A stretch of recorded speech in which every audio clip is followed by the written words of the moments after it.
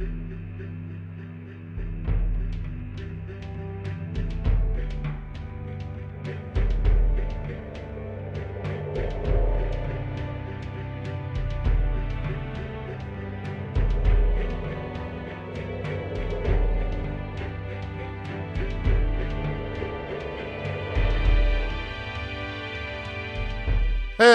everyone. Welcome to the MCU crew. It's Wakanda Forever review day. There's a lot of news going on as well, but we only have we have an actual hour and 45 minutes. We have a hard out today. I know, it's my fault. Well, I mean, Jesse has the hard out, so it's his fault. Yeah, that out is hard. It's hard. Like he's gonna like out. punch a baby on his way out of the call. That's how hard it is. Like real hard. Yeah, it's gonna be rough for. He's like gonna do really hard drugs on his way out of the hard out. I'm about to do some really hard drugs. You can't, Bronze. That's too far. you can't Look say. At me. I look half dead. This is the worst I've ever looked on this fucking stream. Normally I'm glowing. Today, both of you look younger than me. I look like I'm your mom. Like, oh, hey, boys, let's do. Why are you just like ripping it? No, we haven't said anything. You look fine. How many? No, I'm saying of us got off a plane like 5 minutes ago. Yeah, you just were flying. No, legit 5 minutes ago. Yeah. I would. And y'all didn't see my seething rage either because they were deboarding the plane from both doors. Well, you're doing like a Spider-Man thing, like you want to like whip someone right there. Did you see that? Yeah. They're deboarding the plane from both doors. Okay. But the people in the back of the plane got up and were facing the wrong direction and for some reason couldn't go out through the back door. So I just sat there with impotent rage while the stewardesses said 3 times, "Hey guys, you can leave through the back door or the front." And nobody was like moving or they were all just going towards the front door. And I just sat there like, this is what humanity has come down to. Not understanding you had that both. Hold on. You had 2 door. What type of plane? This must have been a giant ass airplane. No, it was a small one. It's just like 2 doors in Burbank. Yeah, at the Burbank airport. Jesse knows what I'm talking about. I'm sure Jesse has flown into Burbank. They have like the type of, what is that thing called? The ramp? I don't know. I'm just reading chat and kind of agreeing. This rich motherfucker has 2 doors on her airplane. That's what I'm saying, Link Dead. 2-door airplane? No. A 2-door airplane. No. Gross. Insane. Wow. Out of control. And the Balenciaga hat. This is too much. You're just big baller bronze over here. This ain't hotel bronze. It's big baller bronze. Yeah, big baller bronze. This is my mama's house. This is my mama's house bronze. This is different than hotel bronze. It's wild. It's absolutely wild. Anyways, we'll talk about all the news next week because there is some. We got that new Vision show with the stupidest name. It's called Vision Quest, by the way. We'll talk that next week. We got a bunch of Thunderbolts commentary. Were they trying to be cute? I don't know. David Harbour's talking about Thunderbolts. He also says, someone said that Thunderbolts will, quote, drop a bomb to change the MCU. I don't know what that means. It better be Doom, you sons of bitches. We'll get to that. I got something to say on Doom where we talk Black Panther. There's news. We'll save it for next week.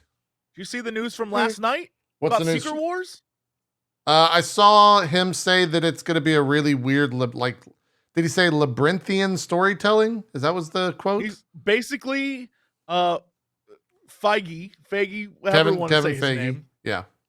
He said that it's going to, his objective. Okay.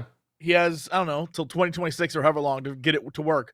But his objective is to have it be everybody from every Marvel movie ever is going to be in this one. In Secret Wars? There was a thing that's last what night it I is saw in the comic, I guess. Scarlett Johansson signed to be in it. I saw that all 3 Spider-Men signed to be in it. Apparently he's like, I want a bigger ending. Like, I want it to be bigger than Endgame is what was going on last night. I mean, I don't know if that's good or not. Like, it sounds in theory like, oh, that could be fun, but in like a 2-hour span, I don't know how. If that's the end of the multiverse, or at least like the Kang multiversal saga, then sure, I guess that makes sense. That's a lot of things, though. And a lot of people are saying that when our dear Captain America a few days ago was like, I'd always, Chris was like, I'd always wanted to, I missed the role. People were like, oh, that's him admitting that he's going to be in the movie, like that kind of thing. So get ready for 4 years from now. Yeah. Get all hype, everybody. Kevin Feige, the trailer's just going to be him like just blowing his load. That's it. It's Secret Wars. I'm Kevin Feige. I'm done. Minutes of that. Yeah. And everyone's like, all right, we'll see the movie, Kevin. Jesus. We understood it. We got it. Well, let's talk Black Panther. Do we want to, should I just put the spoiler tag up now? Yeah, let's get into it. All right, let's get into it. Before we do anything, and I truly mean this. Did you like the movie? Yes or no? And then I'll put spoiler tag up because that's what people want to know. Yeah. Okay. Yeah. Sure. I figured it was going to be kind of like that. Yeah. Okay. Yeah. I'll go with yeah. I didn't dislike it. It definitely had some issues. Spoiler tags up. That movie was too fucking long. It was so long, and so much could have been cut. It was so long. Much could have been cut. Much could have been cut. I sat in the theater, and I was like looking around. I was like, how long have I been in here? Like, what is happening? And we were only halfway through the movie at that point. It was absolutely too long. They tried to fit way too much into one film, and they didn't need to. Yeah. And that's gonna be my biggest take. And here's the thing. This is gonna be really mean. I swear to God, I'm not trying to be mean. You could have cut just about the entire America portion and America's response and Ross's response out of the fucking movie, and it wouldn't have changed anything. I feel like they were doing that anything purely for Thunderbolt setup and purely for world building setup. Scene. Yeah. Post-credit scene. It had no impact on anything. It's like, what is America gonna do? Long story short, nothing. It had no bearing on the plot. I do not know why we kept cutting to it. It was just, I just didn't understand why it was in there. And the thing is, I love, what's his name? Martin Freeman? I think that's his name. I love that actor. I love Julia Louis-Dreyfus. Yeah. It's not about them, but you literally did not need them in this movie whatsoever. Yep. At all. You just didn't need them. You could have cut that entire thing and saved us all 20 minutes. It could have been a post-credit scene. I agree with that. All they needed to do was share the idea that they were married. The idea that, and I think this was conveyed in the UN scene, the idea that the greater world is trying to get vibranium because they're actually fearful of Wakanda having that is like a world power race type deal. Like a nuclear race is essentially all that is, just a reset. And then the idea that she's the head of the whatever it is, not the CIA, but I don't even know what she's the head of, but the head of the whatever. And that's it. That's all you needed. Yeah. You didn't need any of the other stuff there because it didn't really add anything. Long. Yeah. There's so much of it, and I don't know why it was there. Yeah. I also think it's the CIA. Okay, she's the head of CIA then. I don't know why. I know why she was in the movie, but I don't think she needed to be. Riri was just kind of weird. It was a weird thing. Again, the whole Riri and CIA and all that stuff serve as plot device things. Yeah. And future movie things, which is, I think, plot device. All of it's we're including them now in order to be honest, it's the exact same thing they did with Spider-Man, except everyone wanted to see Spider-Man, so they let it slide. But to be honest, if we're looking at it, it's what they do. They're like, oh, Spider-Man's in Civil War. But he'll really be important in the next movie. But we just that kind of thing. They do that often. He was also in it for 5 minutes versus a lot longer without. And being an important plot element. Yeah. I mean, you're correct. Yeah. The other hot take of mine. I thought Black Panther was kind of weak. I thought her as Black Panther was pretty mid, and I just wanted to see more Namor. All right. I just wanted more Namor. I said that. I said this on stream. and to mixed reviews. Some people agree with me, some people disagreed with me. I think we've still got Zemo kicking around. Yeah. We still got Bucky Barnes kicking around. I think killing Killmonger was the biggest fucking mistake they made, because I would shout it from the rooftops. Michael B. Jordan would have ate that role. Oh, 100%. He would have fucking ate. That was the biggest reveal in the whole movie for me. Biggest pop off. Point of order, Letitia not a reveal. did not. On this podcast, months and months ago when the trailer came out, you said that we had a theory draft, and we absolutely called that scene. Yeah. I thought it was brilliant. I love that whole moment, and I thought that he was fantastic in it. And he also, whoever the like costume person was for that moment, he looked incredible. With like his all white garb and his hair. He looked awesome. Whether it's Creed or whether it's Killmonger, he just has a lot of intensity. Yeah. And I was talking about this on stream last night, because I feel like I only just really processed my feelings about Killmonger, in that I feel like they did the same thing with Namor, in that they were like, with both these characters, where they were like, oh wow, this character's making a lot of good points. Yeah. We should have them do something completely unhinged, like burn all the flowers and choke out someone's grandma. Because they're making a lot of good points. They're making too many good points. So let's have them like kill their girlfriend so we remember they're a bad guy. And I feel like they did that with Namor too, where it's like, whoa, Namor's making a lot of good points. They're going to dig for vibranium. He was, basically T'Challa blew up a spot, revealed vibranium to the world, and now he has to pay for those mistakes. And then they were like, and now he's attacking Wakanda and going off the deep end. And I was like, is it because y'all figured out you had... He did. He warned them, to me... He said, I'm going to do it. Like, I just feel like that I wish his motivations were better than join me in the war against the surface world. I wish his motivations were, you told Ross about my people to save your people. Fuck you. Now it's war. Like, I wish that had been the motivation. Yeah. Yeah. Or like, if the motivation had been Shuri duplicating that herb that it belongs to his people, I thought that would have been another good motivation. Like, you bitch, I gave you that as like a symbol of trust and peace. And you did exactly what colonizers do. You created a bootleg version of it and drank it yourself, Yeah, the herbs were, correct me if I'm wrong, the herbs were different for each civilization, right? Yes. Like, yeah, okay. Yes. They were similar in the sense of their origins. Yeah. But yeah, she still just the same thing. She used the like common DNA of the two to synthesize one. To replicate.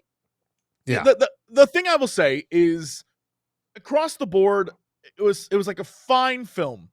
The problem that I had is Namor on screen was just better than everyone else. He was the best. Like, they should have named the show Namor. Like, he was he commanded every time he showed up on screen, I was like, I would swim under the water with this man. He could get me to do anything. I was like, this guy, from backstory to like the retcon of how he got his name, which was fire, by the way. Which was incredible. I loved that. Yeah. Loved that. Yeah, without love. Yeah. Yeah. Yeah, I was like, good. fuck. I was like, that's amazing. Yeah, like everything about that him, man ate. Even the reveal was remarkable. When you just see him up in the, like that whole horror scene bullshit in the opening of the movie, I was like, I love that. This is insane. I was freaking out. Yeah. And you just see him in the sky, just kind of floating. You're like, who the fuck? Like, what? If you don't know who he is, you're like, holy shit, this guy's crazy. This movie is good. It's like on the better side of Marvel films, but you're right that there's a lot they could have just removed, but they had to like service a bunch of... At this point, Marvel is about servicing the franchise rather than a single movie. Yeah. And so this movie had that problem where the main characters and all their storyline was like about servicing the MCU as a whole. While Namor's plot was like, I'm Namor, I got my own shit to do, and I'm about that. And it was great. Yeah. It should have all just been that contained bit. Because I loved watching I also love how like in the books, like Namor is kind of, I don't want to say bipolar because I don't want to speak about a mental health condition I don't know a lot about, but he's very like one way or another. Yeah, my way or the highway type deal. Yeah, like he kind of switches up really fast. And I loved seeing that in the movie. I think they nailed it where 1 second he's like, oh, look at how beautiful my city is. Now you know what I have to protect. And then he turns around and he's like, I will kill that little bitch if you don't give me what I want. Yeah, and I was right. like, bro, you just gave her your mom's heirloom. And he was like, I don't give a shit. I will fucking kill all of you motherfuckers. It's, and I was like, I love that he turns on a dime. I love that because it shows that, like, one, he was respectful of her and her people, but also he was a leader that, like, if you fuck with my people, I will murder you. Like, I'm going to fucking kill you. And I love that, like, I love just the power that he brought to the character that was already established to kind of be that way in the comics and in the source material. I want to take something back. I said this is good.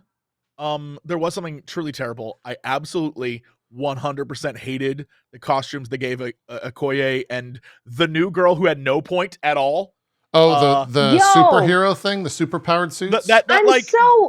Hated that outfit. Hated. Was that from the comics? I'm so happy you said something because it was weird. It's bad when the character says it in character. Yeah. Oh, like, about the name being bad? I put my hand up like that in the movie theater towards the screen. People behind me started laughing when Okoye goes, oh, did you mean to make it that ugly? I was like, so y'all know this shit is ugly then. Because I don't know if y'all remember, she literally says that to Shuri. She says, is it just me or does this thing keep getting uglier? She literally talks about how fucking ugly it is. And I was like, so y'all know this shit looks fucking horrible. I didn't y'all know this from shit the looks comics, fucking crazy. Like that's but some things don't need to be adapted from the comics. Namor's not in a banana hammock. We don't need to be having that. This is horrible. I didn't don't know fucking it was from put the it comics. in there. It was fucking horrible. Straight from the movies. Yeah. And again, it's bad. This goes to what the movie is. There was no, with all the inclusion of Ross and you have like, the CIA, like all that stuff, Riri, there is no reason aside. The only thing I can figure out is, all right, so they were introduced have them? Like they introduced okay, you got Okoye and then you have new badass who has like 2 daggers instead of a spear. And I was like, why introduce this new character? There are all these other women that you could have used who are already in it. There's the one lady who shows up in the TV shows, right? Like there are all these characters you could have brought in to be like the dagger person. Yeah. The only thing I can think of is someone at Disney was like, okay, how can we sell 2 variants of the exact same toy? Like it's the exact same toy, but one has a spear and one has daggers, and it's like that's 2 things we can sell, y'all. Like it made no sense to me why she was a main character. Why they would bring a new person? Isn't Okoye getting a new series? She's in the comic, and so they're probably trying to build her like lexicon, I guess. Yeah, she is a prominent, I believe, lesbian character. She is, yeah. Her wife was. They made a comment on that towards the end. I was sad that they only brought in the other girl from the show. I'm so sorry, I forgot her name. That usually rolls with Okoye at the end. She's just in the background. She doesn't do anything. But she's my favorite. I love her. She's fantastic. Yeah, she's my favorite. So I was like mad that she kind of got hoed in this movie. She was in it for 30 seconds. So I was like, why'd y'all do that? If you're gonna do new characters, like Marvel does this all the time. Just work the plot line of one of the comic book characters into a character that's already existing on screen so that character has more development. It's not even that hard. I have no problem with them bringing in new actors to like chew up the scene, fine. But this movie was filled with so much stuff that was like, well, that seems like an unnecessary addition, but okay. Yeah. I don't know. And because of it, a lot of threads were lost. So like I really like this movie. And like I said, it had a lot of potential, but there's places where I feel like they tried to have a through line and it didn't go through. In the sense that, like, okay, so for example, for Riri in the comics, a big part of the missing piece of her suit is the AI. And the AI is basically Tony Stark.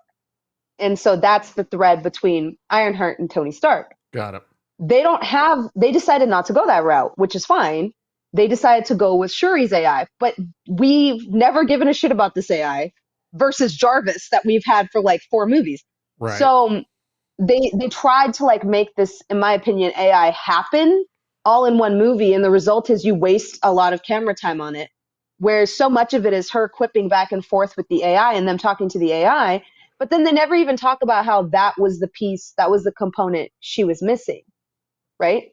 Like they never talk about, oh hey, yeah, this, like when they're in her garage, she doesn't say, oh yeah, it's all good. I just can't figure out the AI. And Shuri says, oh, well, I can figure that out.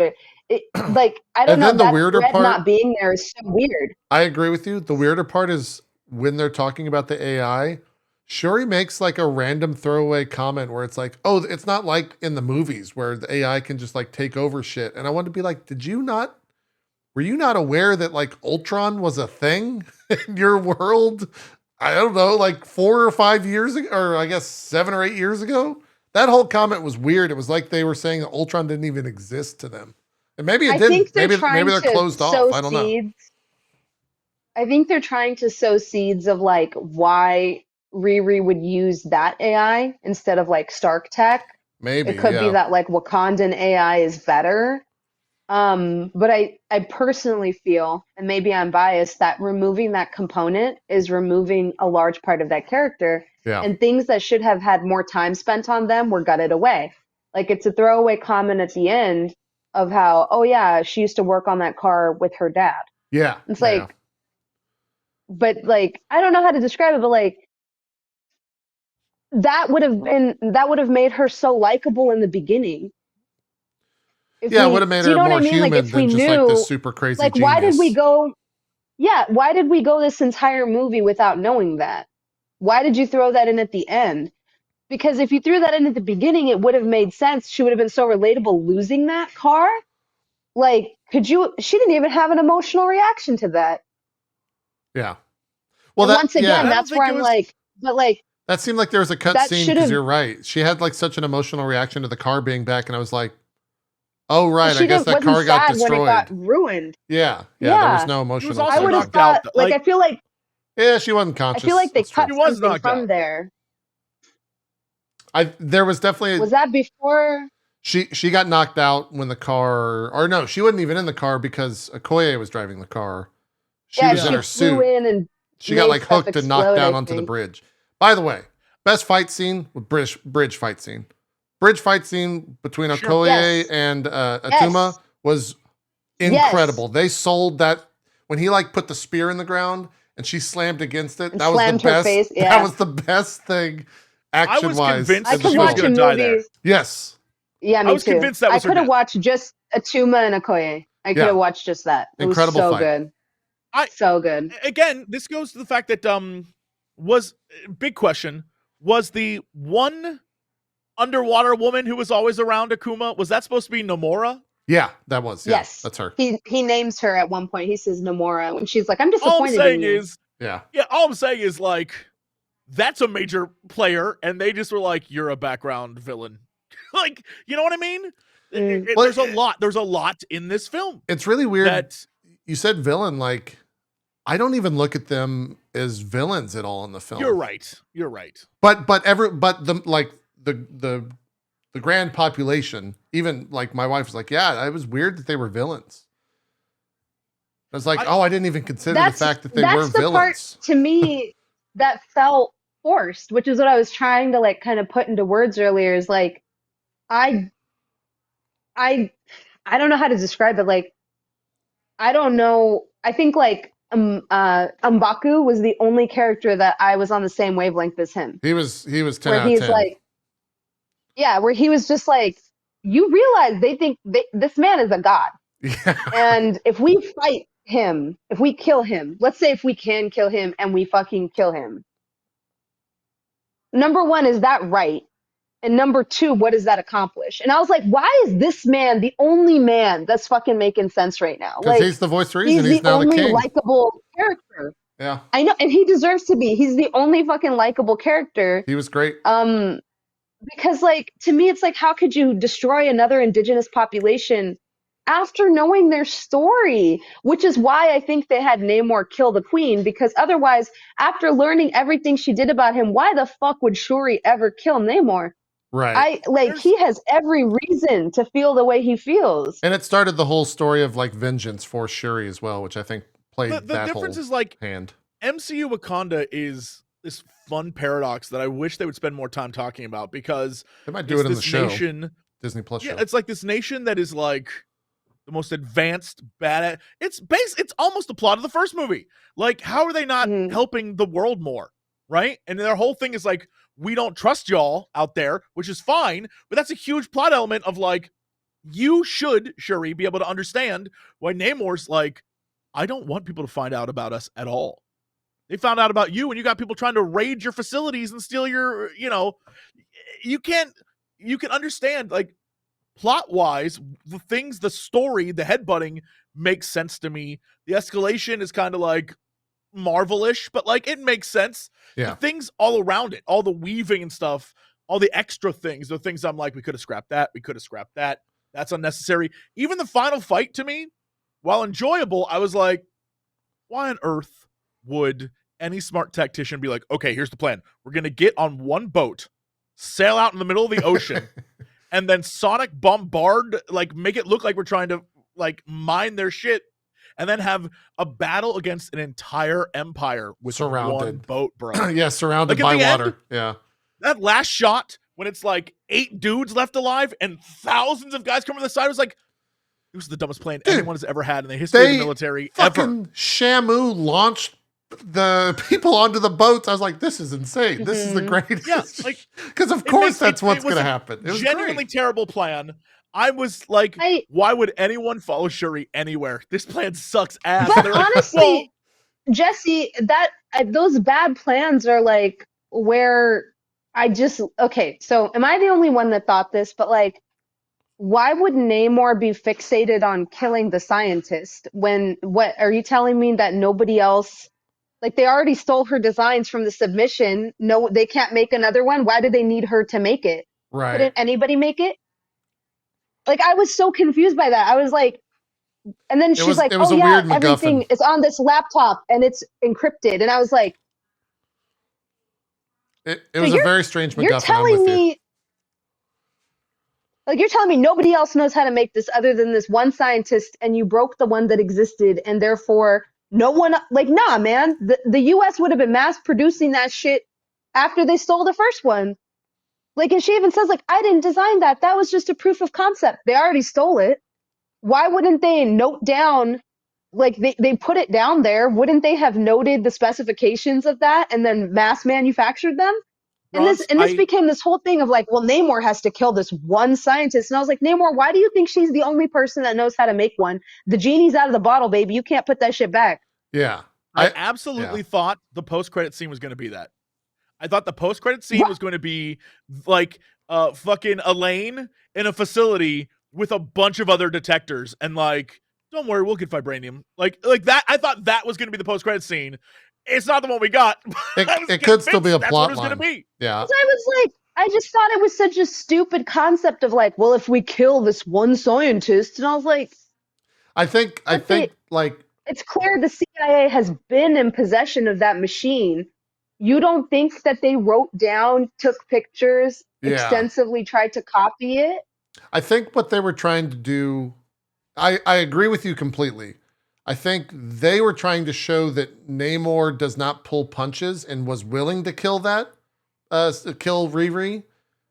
And that's all they were trying to show there. I don't think they really thought about, or they weren't trying to say anything of like, well, she already gave it to whoever. They could just make another one. It was just purely to show that like Namor will fucking just kill whoever if he thinks it's right. But I agree with you completely. Responsible? Yeah. It made him obtuse. Like, he, as a character, he literally was just like, I must kill her. And it's like, but why? I must kill her. Yeah. Bro, we can like put her in we can take her to Wakanda forever. Keep her there. It's fine. And he's like, she must die. And it's such a weird. He's very set in his ways and stubborn and Namor in a lot of ways. I look at it that way. And I get it. I mean, it makes sense, but in this film, it kind of like, we get the whole backstory, we get his life, like he's protecting his people, I understand, but his ending point, right? The end point is when she comes in like, are you kidding me? We're at peace with them now? Bro, like people died, and he's like, hey, don't you get it? I'm long conning this thing. I'm planning this shit out. When the top world comes at us. We have an ally now. Like that kind of shit. He could have done that 2 hours before when he was like, be our ally, keep the kid, and we're fine. That end point like, let's look out for each other. Problem solved. I felt like that whole end point was him just, it was like when the bully loses the fight and he's just like, yeah, I let him beat me. Right? Like that's, it was him trying to like make logic with the rest of his, people on why he lost. And it was like, oh, it's okay. This is perfectly fine. But that's why I said weird. The plot felt weak to me, because it's clear that like he has some degree of respect for Wakanda and he like makes that clear. Yeah. So it's like, okay, if they don't join you, why would you go for them first? Why wouldn't you leave them last? Because you like them the best and you respect them the most.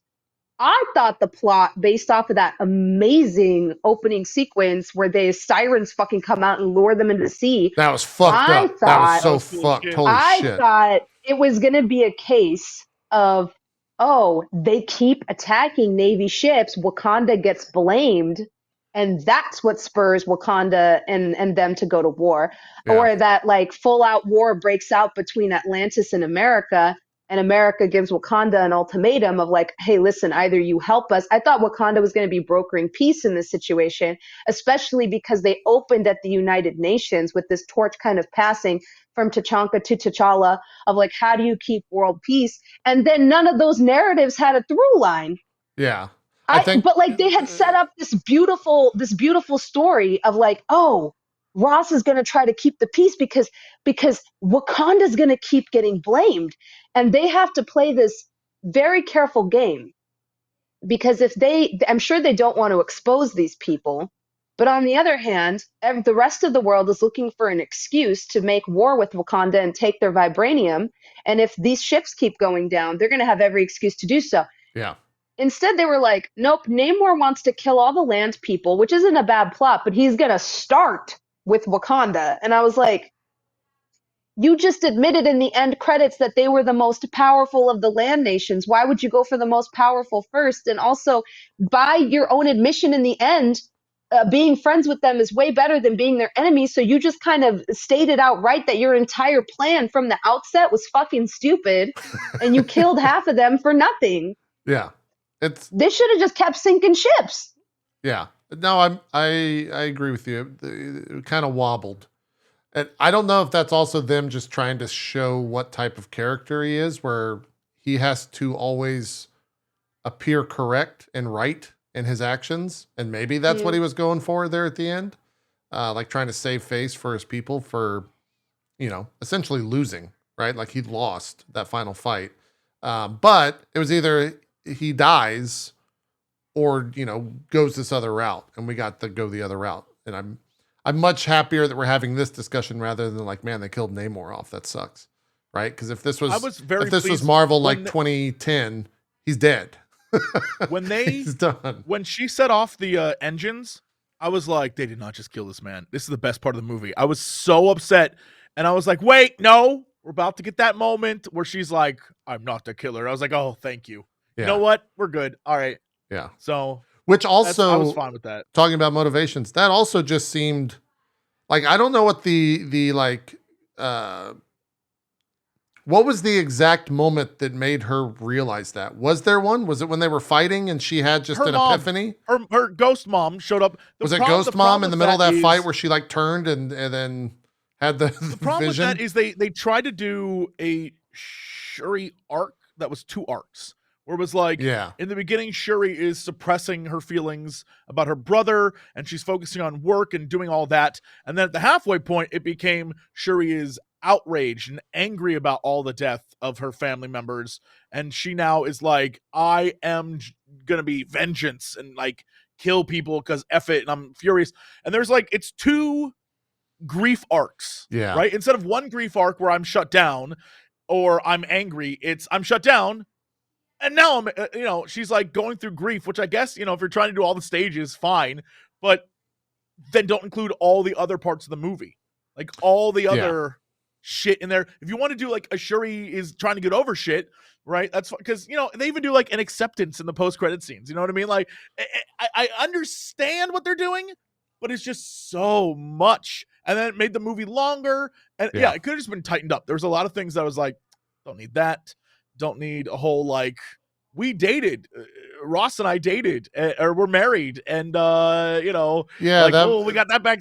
That was just set up for like another project that will just have friction between the two of them, and that's it. Like Armor Wars or whatever is the future. Let's talk about the elephant in the room. Let's talk about how they handled the death of Chadwick Boseman. I felt like it was going to hit harder in the beginning. It didn't hit hard, and I don't think they were intending it to hit hard until the end. And I kind of liked where they went with it, as well as the the intro Marvel card being all Chadwick. I thought that was awesome. I really enjoyed that. I was gonna say, I was like, that didn't hit you, because that almost got me. It didn't hit me as hard as the end. Actually, that's what got me. Like, yeah. I saw the intro sequence. That was beautifully shot for sure. But then when they played it silent with the Marvel logo, yeah. Well, that was strong, but I think the end... That was sad. The end silent thing, where she was on the beach and they showed all the different moments. Oh, yeah, that got me too. That was the more like emotional pulling moment. That got me too. Yeah. You know what just hit me? Wow, okay. The whole grief processing, right? Like, they had the intro and it was, very solemn and sad, but also kind of happy. It was also like a celebration of his life, which I thought was cool. Yeah, absolutely. Yeah. And the thing that just hit me is they did a shutdown and then an anger arc for Shuri, but Ramonda was the anger arc. She was like, I give everything for the world. I'd like bust my ass for everyone. So I realize now, like they did the same story twice, basically. Like she was filled with rage and then she died. And then I guess they now Shuri's going to carry that on. It just was so quickly afterwards that she got over it. I'm not going to lie. Killing off Queen Ramonda pissed me off, especially on the heels of the best acted scene in the entire fucking MCU franchise between Ramonda and Okoye, like two fucking powerhouse actors. I didn't see that both have really good points, and them shouting at each other like that, and then they kill her 10 seconds later. You missed it. I had to go to the restroom. I was like, shut up. I missed. I'll be right back. That's literally. And I walked out and I came back and it's literally the best scene in the movie. Okoye was crying on the ground and I was like, shit, I missed something. You missed. It was literally the best scene in the movie. Yeah. They straight up called her. They questioned her loyalty because of her husband. It was great. Oh, damn. They're like, you're married to a dude who betrayed the crown. Lady. Well, here's the other thing. I should have started with this.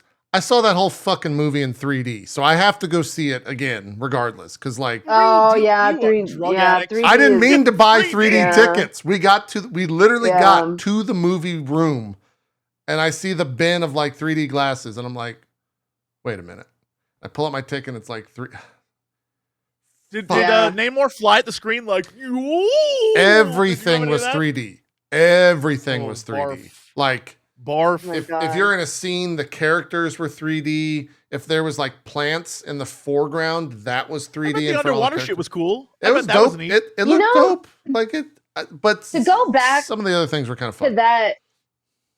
Now I'm curious about how the CG looked in 3D, because I don't know about you, Jesse, but in normal, I thought that shit looked fucking jank in a lot of places. There were moments where Namor was flying around, and I was like, that looks kind of bad. Yeah. Yeah, the scene where he's running on the bridge and she's shooting on the bridge. There's a few where I was like, whoa, that looks bad. That looks really bad. Not as bad as the ending of Black Panther 1. But to go back to that scene, though, I think the reason that it stood out to me, Angela Bassett scene, was it was one of one of the few good. She's so good. I can't believe they killed her. It's a huge loss, and it served no purpose other than to be a plot device for Shuri. Which is what my issue is with this. That's what I'm mad about. Is I hate when you underutilize these amazing actors. And so in that scene, not only is it brilliantly just acted, gorgeously acted, but they both have a point. And I'm so happy that they addressed shit that wasn't addressed before.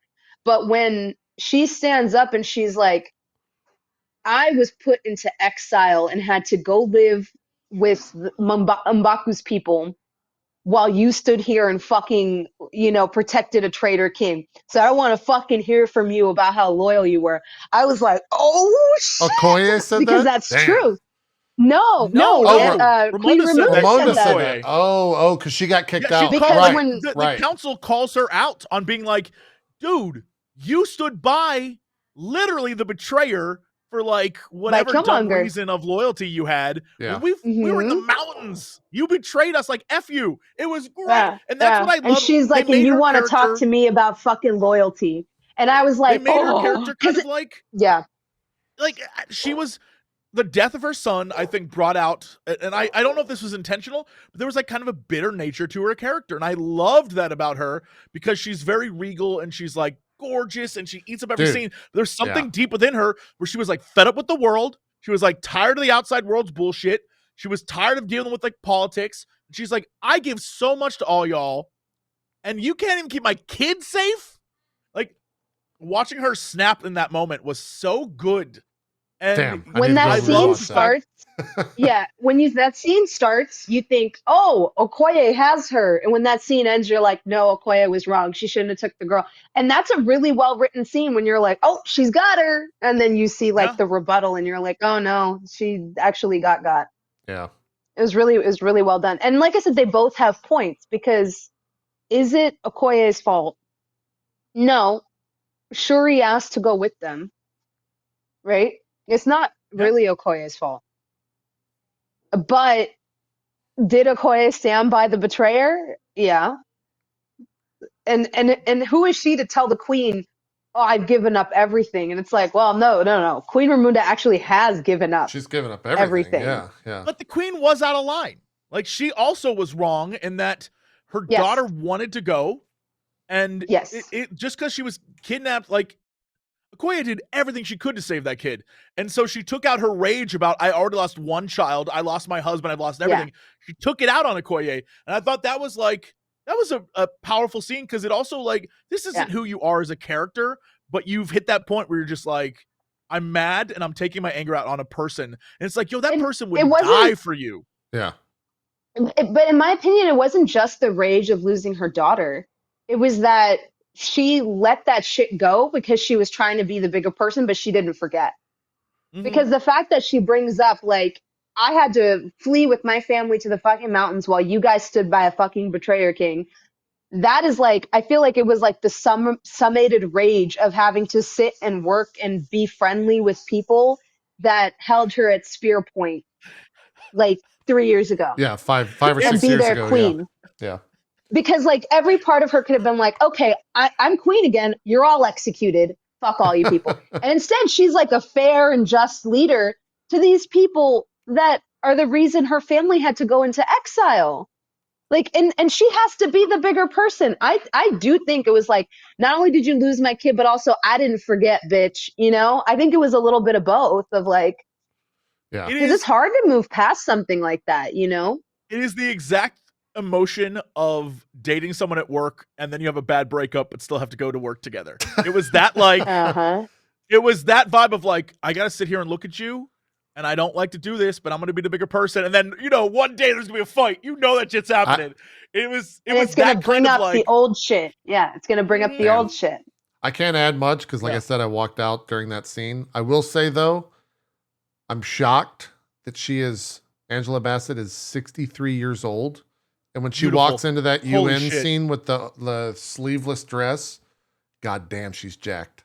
God damn. She is. I was saying that. Yeah, I'm just she's like, fucking oh my ripped. god, she's in her 60s. She's hot as shit, dude. Yeah. She's hot as fucking shit, dude. It was insane she's when she walks into that room. And she walks into the UN, it's just like, collect your fucking dogs. Get this shit out of here. Don't try to steal from us. Fuck you. You're not getting our vibranium. And then they just walk out. I thought that was an awesome scene. Yeah, my favorite part, when I was in the theater. By the way, opening night, I may not ever open night again. It was packed, which is fine. But behind me was a row of about... no, it was just a row. Behind me, the whole row was one full row of like 14-year-olds. And they were, I forget sometimes what being a 14-year-old is like. They were the most obnoxious garbage people who ever lived. Oh, But at one point, the scene during that scene where they're at the UN, yeah. Because it's not English, the United States is not listed as United States. Yeah. And them sitting behind me trying to figure, they're like, what country's that guy from? He's speaking English. Where's he from?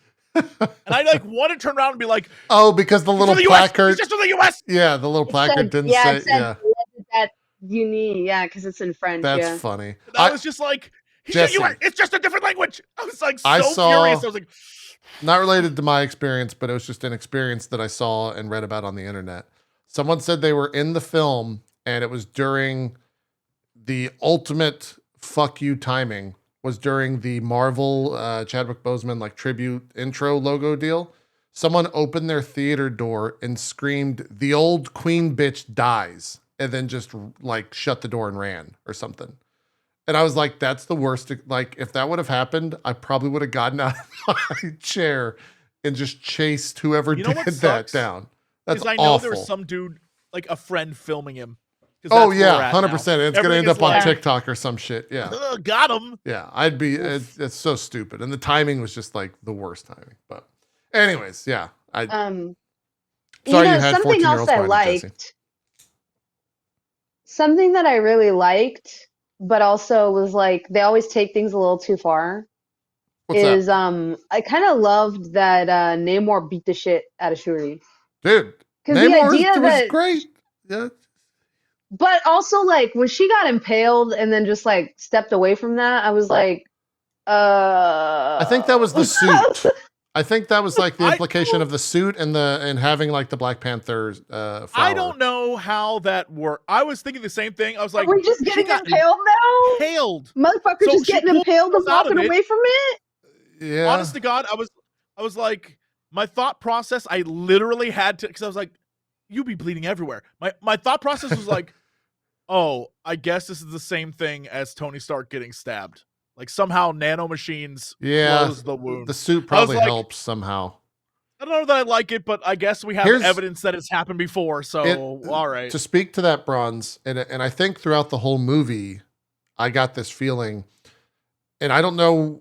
I mean, I kind of know how they did it, and I wish it was in more Marvel films, but I felt like the stakes were always high in the sense of whoever, like when Namor punched M'Baku, I thought he was dead. I thought his like rib cage shattered, it punctured his lung. And then they played it for a goof. And he's dead. Yeah, then they played it for a little bit of a goof. But there was always just this idea. And then same thing as the bridge fight. When Okoye gets slammed against that spear that's in the bridge thing.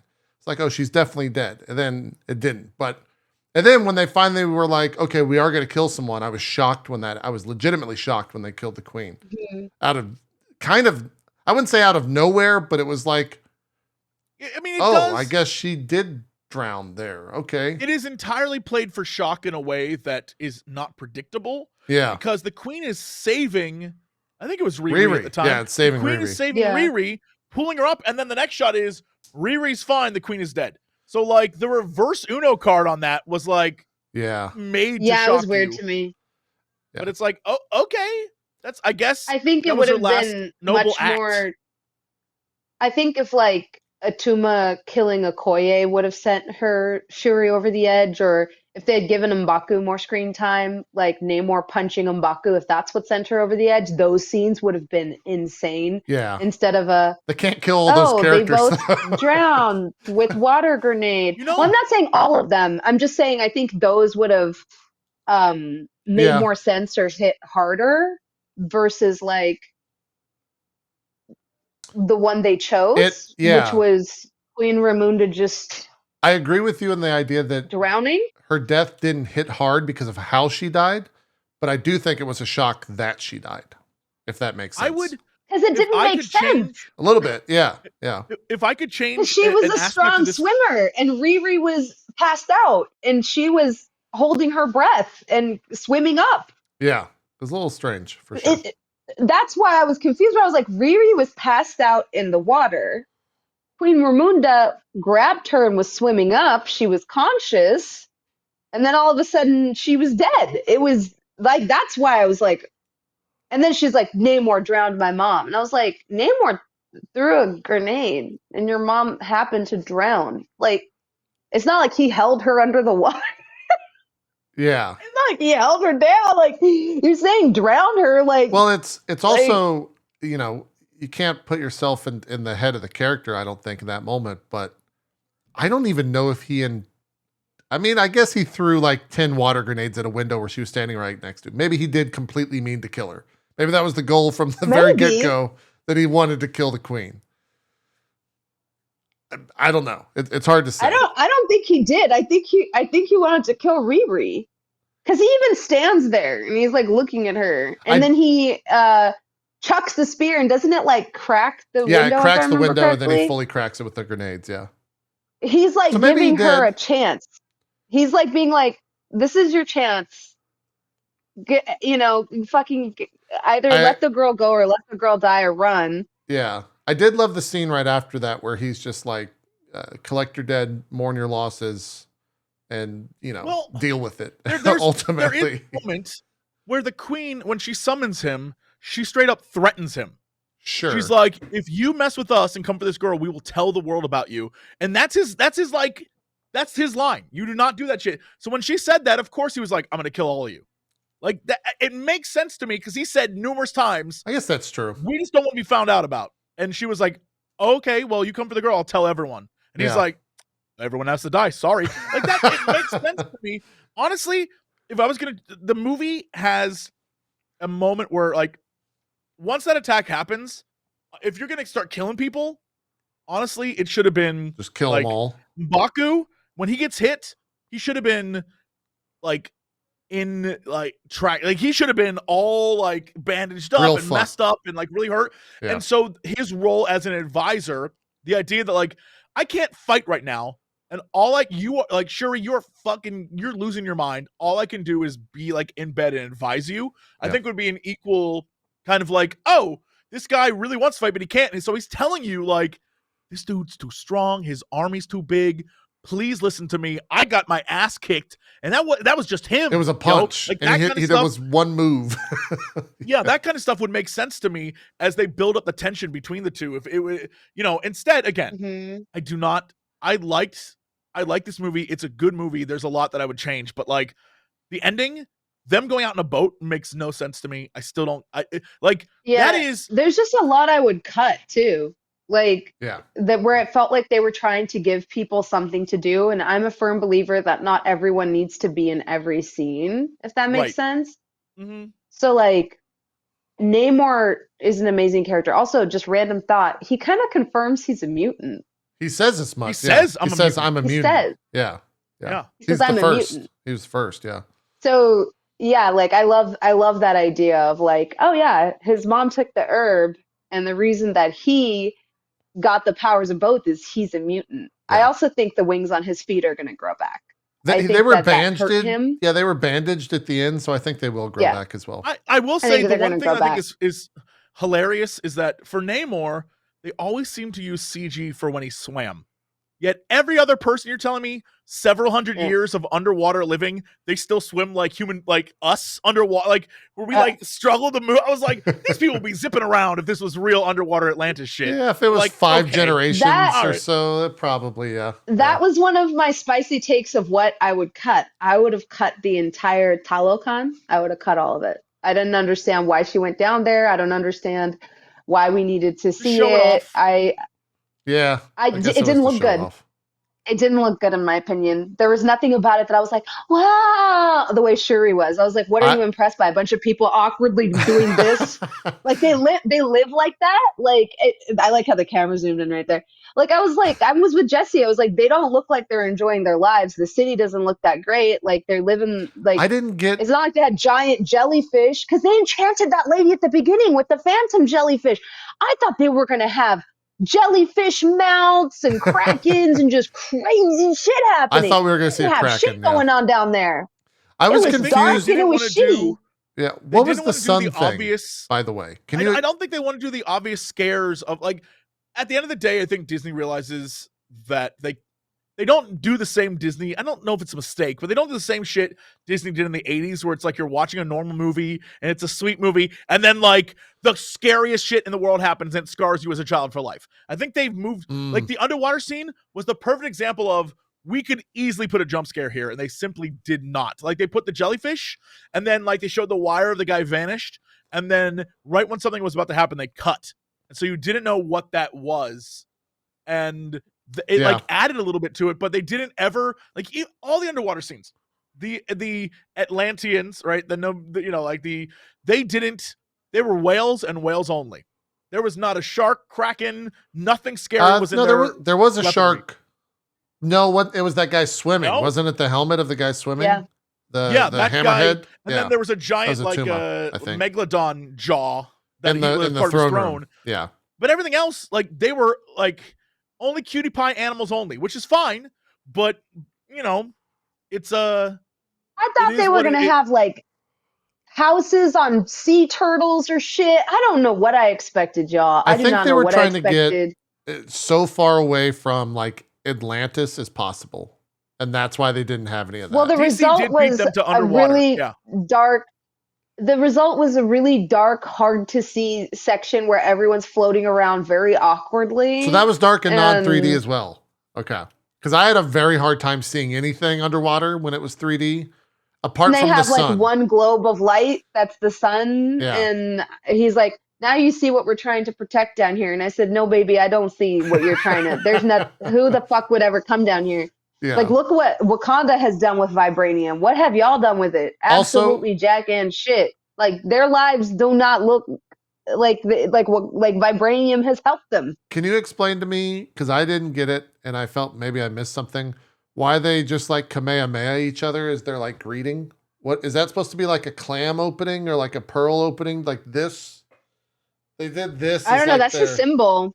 Yeah, and I don't. Just that's like a symbol. Like, it's like this, like a little oomty. Yeah. It reminded me of the horizon. Oh, it's the throne. I was thinking maybe it's like sky jaw? And sea. Everyone in chat saying it's the jaw. I thought it was like this.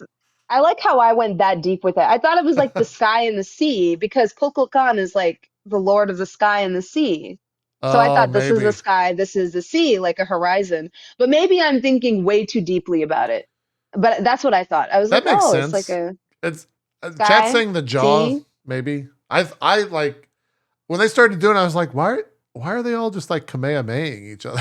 Like, what's happening? That was my thing. Cause like to me, it's like, well, he's special amongst his people, not just because he sits on a throne, but because he can fly. And he can breathe the air. He's the lord of, you know, that's what I took it as, is like sky and sea. Yeah. Yeah. Jesse, what are you oohing about? I'm checking a thing. So he was who did they say that he was supposed to represent? It wasn't Quetzalcoatl. Who was the yeah.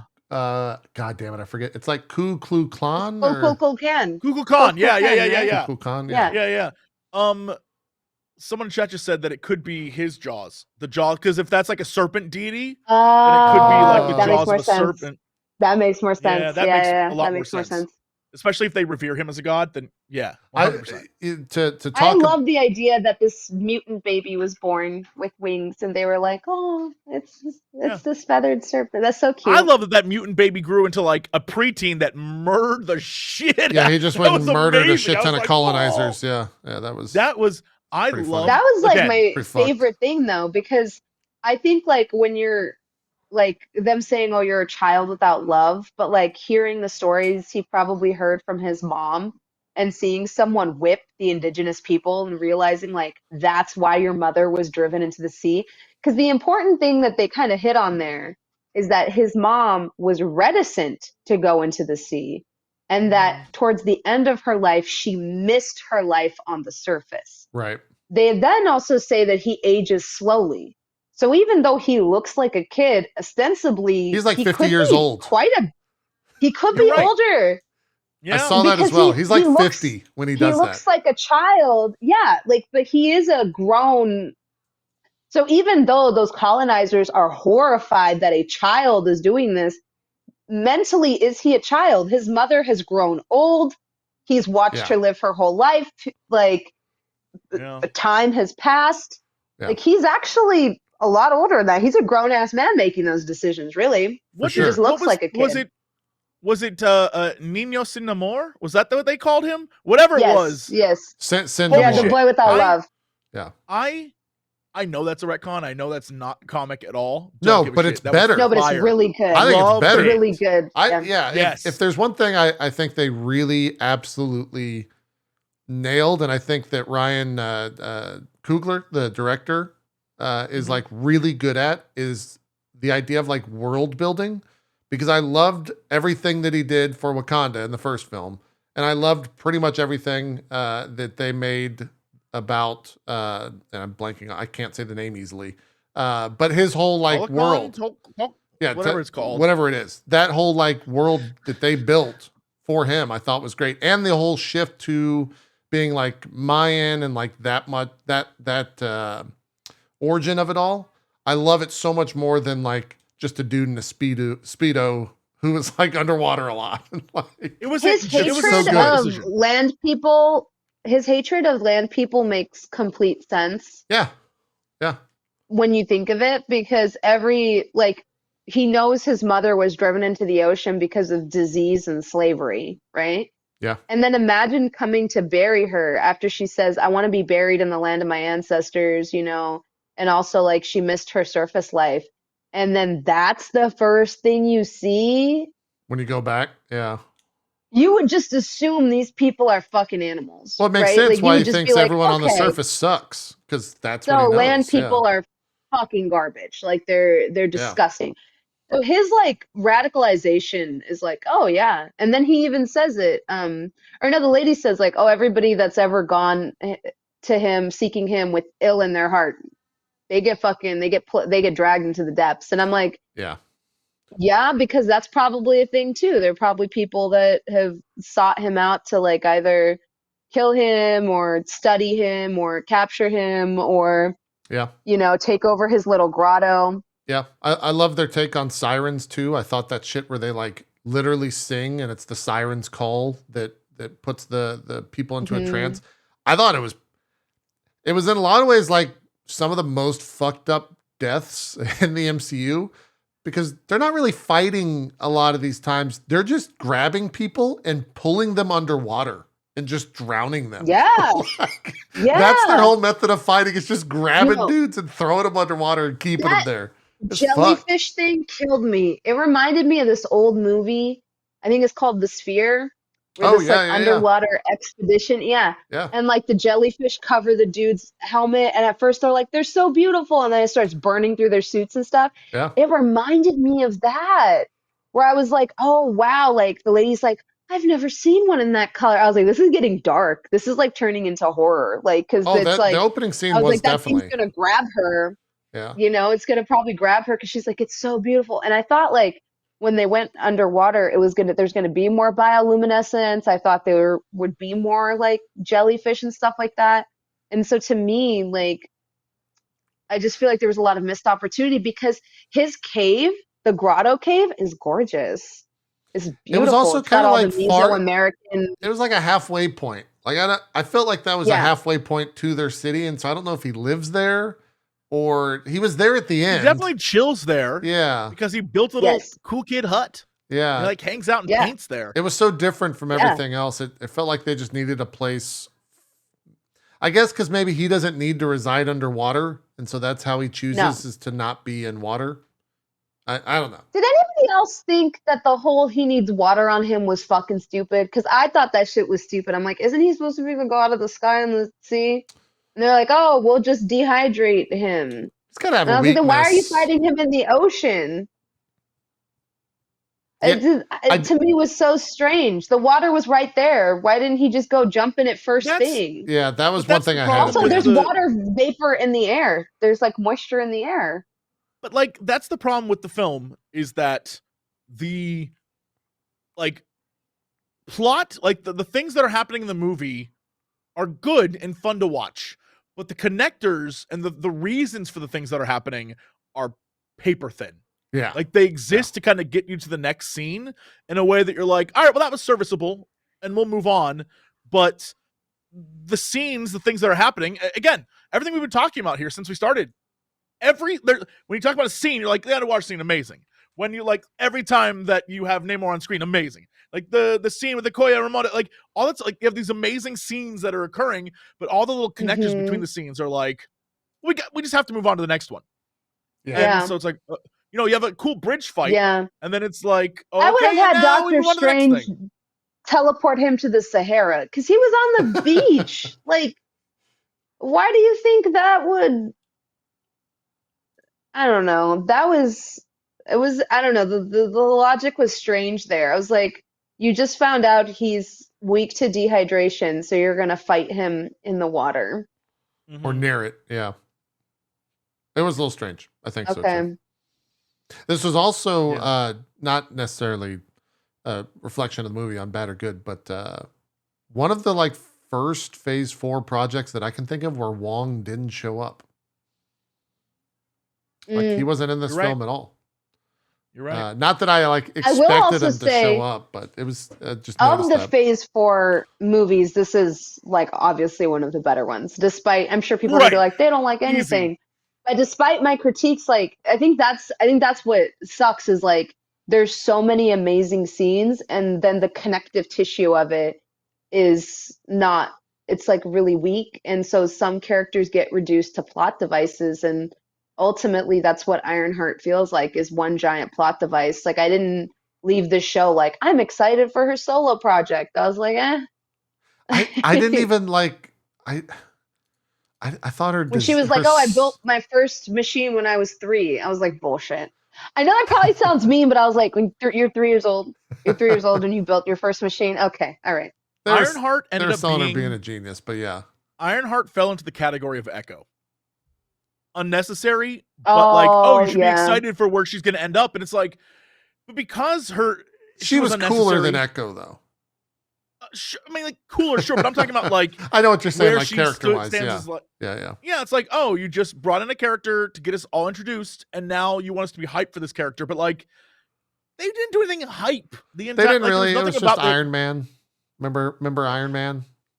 Yeah, remember that guy? We all love Iron Man. And remember when Iron Man was in a suit and it looked like this? Yep. So also the two Dora Milaje also did as well. Makes sense. Is like her UI looks like this is where I'm like 1-to-1. If you want to sever the connection to Iron Man, I'm okay with it.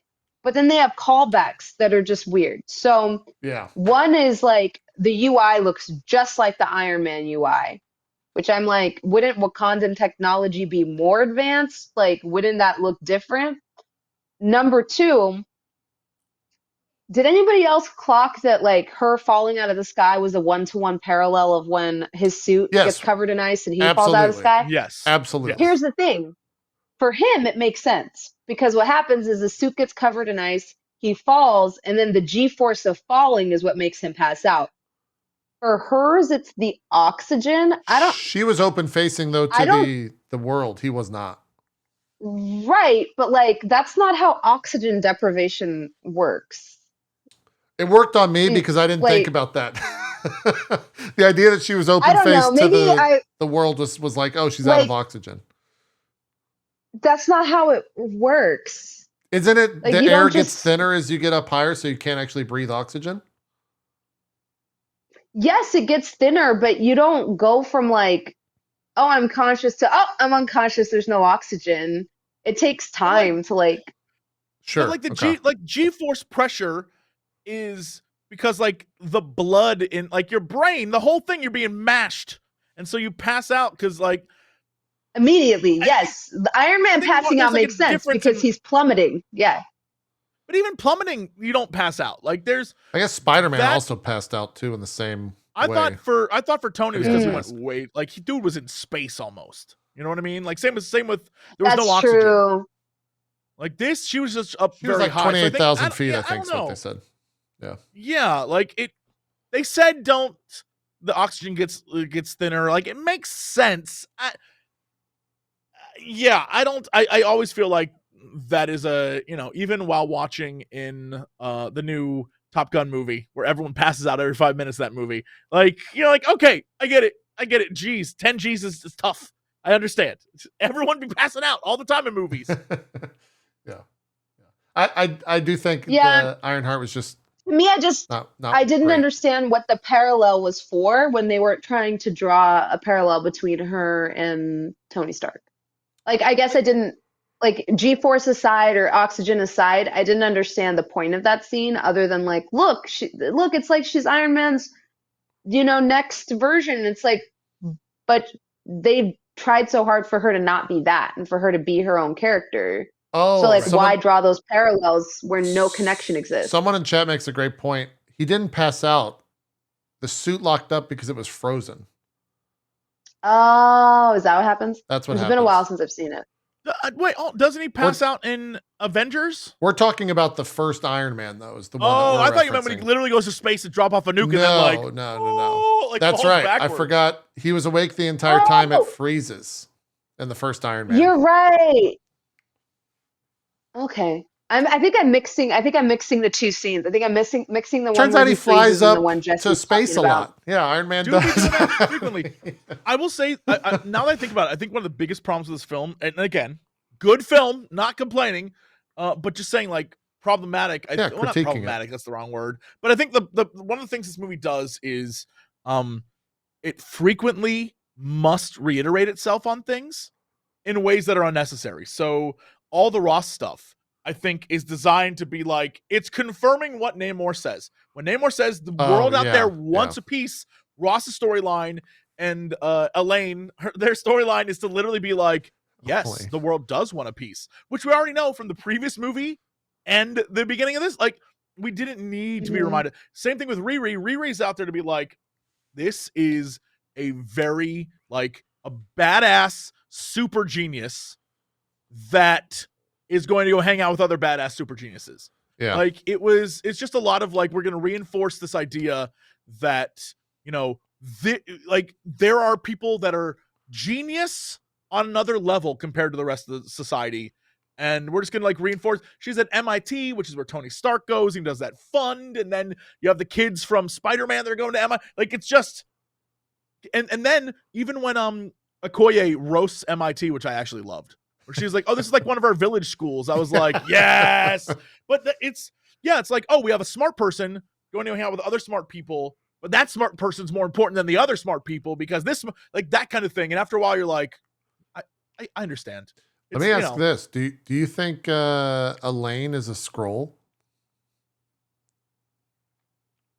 Is that why she's trying to secretly make the U.S. fight the rest of the world? She's too Wakanda human. And all that. She's too. That's too believable to be a real U.S. person. Sure, that makes sense. Absolutely. I think the reason why she's not a Skrull is because she's too human in her motivations. Like, she's just like, I'm doing this for Earth people reasons, right? She's like the quintessential villainous American, which that makes sense. Makes perfect sense. I think their whole involvement was just there to further the, like, to give you real, like, on the spot feedback to where America is going to be in this position that they have to create something like the Thunderbolts. But they didn't go down that route at all. And there was no post-credit scene that like had a payoff for that. And so it just didn't work. I feel like they cut the post-credit, like the post-credit scene, the final credit scene from this. Cause in the leak that came out that I told you guys that I read X amount of months ago. Are you okay with me telling you what was supposed to be in it? I mean, it didn't happen, so yeah. Yeah, it didn't happen. Dr. Doom was supposed to be in that. And he was supposed to be the one that was plotting the Namor Society versus Wakanda. And it was supposed to be him that was like pulling all the strings behind the scenes to make that happen. And so that would have made more sense than whatever the fuck happened. I was fully expecting that to be in the end. Yeah. Instead of Namor being like, now when I make war against the humans, Wakanda will be my friend, which was always my plan when I killed most of them and left only 5 people on that boat. And I'm like, okay, that was a stupid plan. And if it was like him and Dr. Doom being like, yes, I would have been like, oh, this makes way more sense. This is way more. This is okay. This Doom shit, you know. What's upsetting me is like, I think the portrayal of Riri, actor scene, like was great super fine with the whole thing.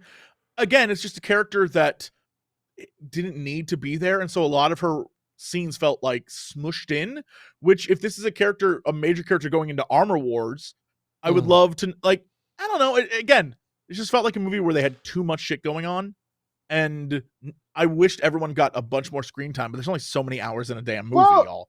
So, and this one was almost 3. I think like the big disconnect people have with a lot of the newer generation of characters is we don't get to see their journey as much, right? Mm-hmm. Yeah, you don't get their origin. The only one, anymore. in my opinion, that they did a good job with is the new Captain America. That's the only one I was like, okay, yeah, no, I'm ready for Sam Wilson's Captain America. Because you got 8 hours. He's had multiple movies of time to get us there. And he has, it felt which earned. is why, yes. And so when they just throw them in like this, and I feel like they also kind of did this with Miss Marvel, it's just like we watched Iron Man build his suit in a bunker in the Middle East with nothing. And then, troubleshoot that to the final iteration. Yeah. We saw Riri 3D print it because apparently she did all that work off camera.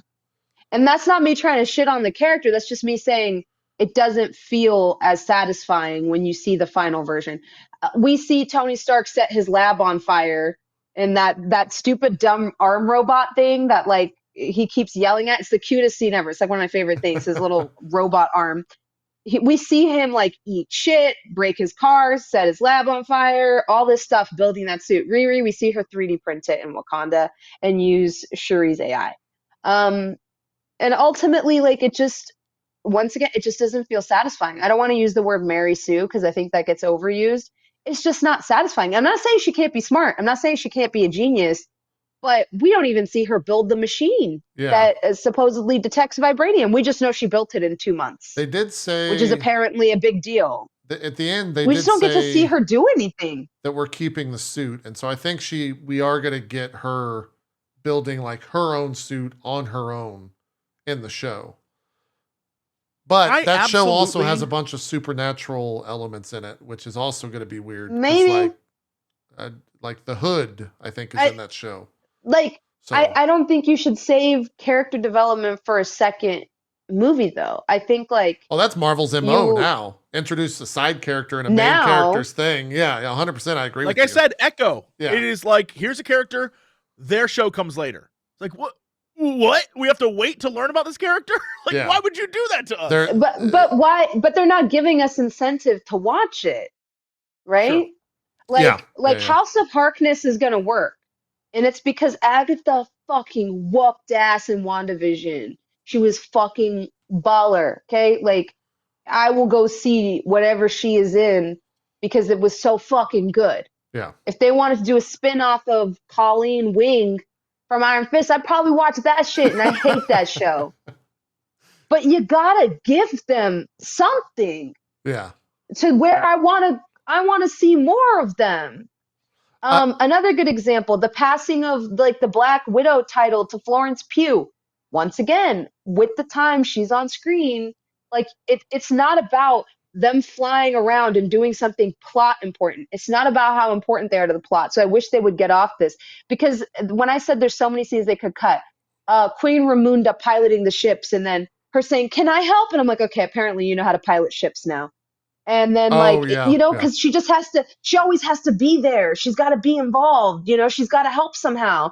And to me, it's like, how would you fucking know how to pilot a Wakandan ship? She's a genius. And I'm like, this is where people get annoyed with Star Wars characters and MCU characters, where I'm just like, okay, so you just know how to do everything then. Gotcha. And to me, it's one of those things where it's like, I kind of wish, like, instead of forcing her into every scene, the scenes we got with her were more meaningful or more interesting or better. Because, she talks about her dad for half a second. That's the type of thing I would have liked more. If Riri's entire thing was her helping them track down who stole the machine, who stole the blueprints or something like that, or if it was another scientist at MIT, then she just worked with them. That would have been such a cool cameo, because then we could have had more of her in her element, and it would have been, I don't know, it just would have been more, I think, interesting. I would have liked to know more about her. Instead, we get a bunch of footage of her in a suit that I don't like the design of, if I'm being honest. I didn't either. But just like not weird. like she's not. We don't actually get to see that much of who she is, why she's so good at stuff, and how she's different from Shuri. In fact, she looks like kind of like she kind of is like Shuri 2.0. She's Shuri's little sister throughout the movie for sure. Yeah, is how I took it. Yeah. And we didn't get to see how she differs from Shuri. Is Dominique Thorne the actress? Is she like? Has she been in other things? Because I'd never seen or. Definitely, 100%. Yes. I didn't know who she was until this movie, and that's just. She's great. I'm ignorant to it. There's two things right. Like I want to follow up on what Bronze was saying, but I have two. Like first, the reason why Florence Pugh is so good is because the writers keep giving her time to develop a character. Like there is no need for a scene of her doing a whole bit about eating mac and cheese, but there it is, and you're like, that's great. And Riri had like one or two chunks, like when she's in the dorm room. That's a great character development scene. That's a good scene where they're like, they burst into her dorm room. Okoye's already in the bathroom. That's very well put together. Yeah. More of that would have been great. In fact, I was so convinced that's what they were going to do. I was 100% positive. Like fish out of water scenario? This kind of like, well, because they were setting up Okoye and Riri and, you had Shuri as this like triangle of characters. I was convinced the reason why they were mocking the suit the entire time is because even though I realized while I was thinking this in the theater that the trailer already gave it away, they already showed the red suit, but I was convinced what was going to happen was the final battle was going to be Riri in the like ugly ass looking suit. And then she would at the end be like, that was a great idea. And then go back when they're like, well, we need the suit back. And Okoye was going to be like, oh, what a great suit. I want to use that. Because she saw how cool it was, and she's like, all right, it's a pretty cool suit. And then Riri went back to America, and the last scene would have been her pounding out the heart, making her own like bootleg suit so what cool. she learned. Yeah. That would have been so cool. Actually, and that's the other part of this. And I even feel like they did a better job of this with Hawkeye. Why is she making a suit? And this is what I'm saying. Like, why would I be compelled to go watch her show? Like, what is it like? And for people that are like, watch the show and then you'll know. Girl, I want to know that before I go watch the show. Like, I want to know what drives her. Like, what is her motivation? Why a suit of all things? Why not a car or a hot rod? Since you worked on cars with your dad, why aren't you Ghost Rider? She gives an explanation why are you Ironheart? In the garage, but I forgot what it was. Because it's all when they look up and she says something about, oh yeah, I've been working on that forever, but I don't think she says why. She just says, no, she says, oh, are they, she's like, oh, does it work? Yeah, there's been sightings, all over. Sightings of me on YouTube. I'm like all over YouTube, Yeah, that's what she says, yeah. She doesn't describe why she makes a suit or what inspires her, why she wants to help people, if she wants to help people, nothing. She could have just thrown in one line of like, I love Tony Stark and Iron Man. Oh, yeah, okay. Literally there's one line where they look and they're like, is this Stark Tech? Yeah. She's like, oh, you guys, like that kind of thing. Yeah. That's it. And it's like, we could do better. We could do more with her character. That's honestly, that's what upsets me. It isn't like I don't like Riri. It's like I love the potential of that character, and they didn't give her nearly enough time to do anything except be, I'm also here to help. Yeah. Yeah. So wish I had more. You're going to make a character like that who's like, I have the potential to be like this, like, again, Wakanda's this like perfect society, and then you have a character who's like, I am equally if not smarter than the Wakandans, and it's like, okay, let's give her some shit to do, let's do some cool shit, and they're like, you will be in the background. Like, okay, cool. They did a better job with America Chavez, I would say. Agreed. Like, we got to see like quite a bit of America's personality. And you're right. And like, we got to see like kind of who she is and how she feels bad about her powers, like why she can't use her powers because she's responsible for sending her moms through the multiverse. We find out why she's traveling the multiverse. We find out, like I said, just through good dialogue, because she's like, oh yeah, first thing you track down is food. Oh, never believe that green is go and red is stop, because sometimes that's like, it's very clear, like, okay, this girl's been traveling, she's been places, she's got like all these like little personality quirks and traits, and she has a full character arc even though she's not in the movie that much, right? Her full character arc is, oh, I'm afraid to use my powers and realize the true nature of my abilities because when I discovered my powers, I ripped my family apart and sent my moms through the multiverse. And she kind of has to forgive herself for that and accept that like she can punch holes in reality. Time to fucking do that, you know? And she can't be afraid of it. She literally has a whole story arc as a side character in Doctor Strange's movie. Riri is arguably one of the main characters of this. She's the main plot MacGuffin, and she doesn't have a full character arc. At least in the first half, yeah, for sure. How does that happen? Yeah. Like, how does that happen?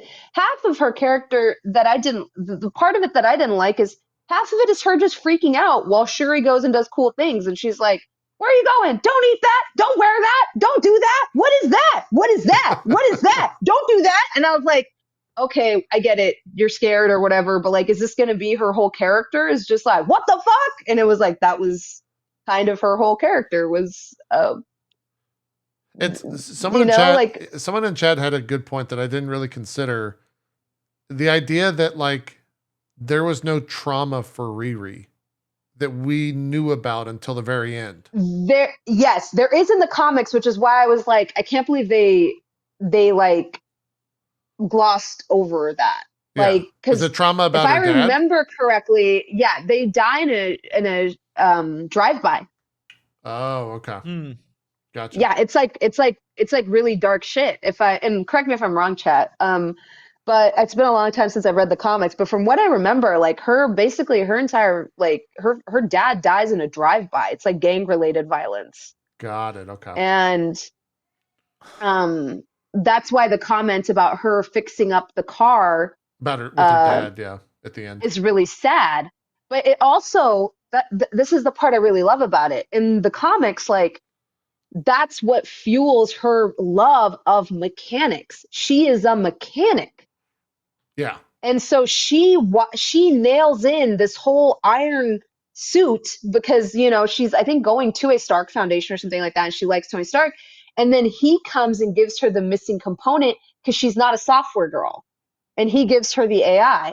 And it's like this really cool thing where it's like, oh, she's a savant with mechanics specifically. And it's because like, that's part of, I feel like her grieving process of like, I used to work on cars with my dad.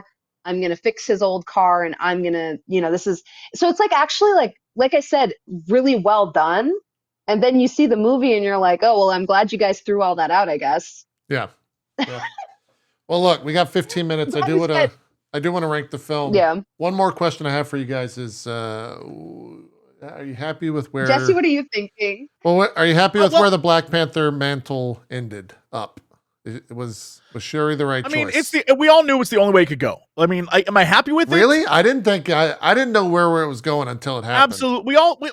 Again, I vividly remember the conversation we had. We were predicting what this movie would be, and we were right on the money because after you think about it, after you sit down, you think about, okay, how do you respectfully talk about Chadwick? How do you continue his legacy? What characters in this movie could possibly take over the mantle? What characters? And it was obviously 100% going to be Shuri the entire time. And it obviously the person she was going to see obviously was going to be. I thought for a second that Nakia was going to get it, or Nakia. She was like present in the room as it finished, and I was like, oh, Shuri's going to realize that like she can't do this because her emotions are. And it's going to. Oh, okay, never mind. What I'm looking at right now, Bronze, is I went to go look up all the new characters brought into Phase 4. And I feel like there is because there's so many characters involved, this is a weird, but hopefully apt for anyone who's ever played this game. It reminds me of the way World of Warcraft does character introductions, where every expansion they have to bring in like 5 new characters. Yeah. But then there are 50 characters from the previous expansions, and they kind of like leave them out of things. And you're like, why? And the devs will say, oh, it's because there's so many characters and we can't include everyone. And that is where Marvel is the moment where they keep bringing new characters, where even the new characters don't have great introductions. So I'm looking at this list. It's like, first off the list, Black Knight, Kit Harington. And I'm like, yeah, what the hell did he do? Nothing.